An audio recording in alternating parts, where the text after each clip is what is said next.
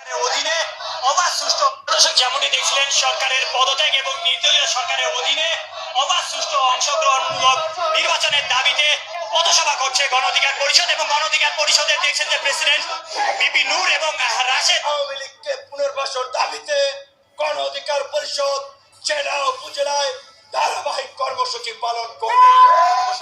কিসের মধ্যে কি পান্তা ভাতে গিয়ে আপনারা দেখতে পাচ্ছেন আওয়ামী লীগকে যেন পুনর্বাসন না করা হয়, এই জন্য এই গণ অধিকার পরিষদ জেলায় উপজেলায় তারা ধর্মঘট পালন করবে বা বিভিন্ন কর্মসূচি হাতে নিয়েছে। কিন্তু সংবাদ থেকে যেটা প্রচার করা হচ্ছে সেটা হচ্ছে আওয়ামী লীগকে আবার পুনর্গঠিত করার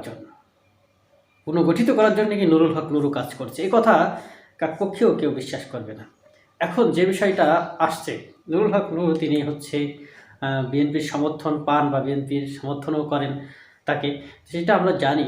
তো বিএনপির পক্ষেই তিনি কথা বলেন। সংবিধান সংশোধনের কথা বা পরিবর্তনের কথা যখন বলা হচ্ছিল তখনও তিনি বিএনপির সুর মিলিয়ে বলেছেন যে সংবিধান সংশোধন বা পরিবর্তন করা কোনো বুদ্ধিমানের কাজ হবে না, বা এটা পরিবর্তন করে নতুন যারা সংবিধান করবে তারা কি নতুন সংবিধান বানাবে, এগুলোই তো করবে। এই ধরনের কথাবার্তা তিনি বলেছেন এবং বলেছেন আওয়ামী লীগের বিচার করতে হবে। কিন্তু সংবাদ প্রচার করা হচ্ছে যে আওয়ামী লীগের পুনর্বাসন করবো, এই বিভিন্ন সমন্বয়কদের রাস্তায় ফেলে পিটাবো। রবিন ফারহান নাকি এগুলো বলেছে, এগুলো আমরা চেক করে দেখেছি, ফ্যাক্ট চেকে এ ধরনের কথাবার্তা তারা কখনোই বলেনি। সদা সর্বদা সত্য সংবাদ শুনতে অবশ্যই সঙ্গে থাকুন রিয়াকশন সাদিকে। ধন্যবাদ সবাইকে।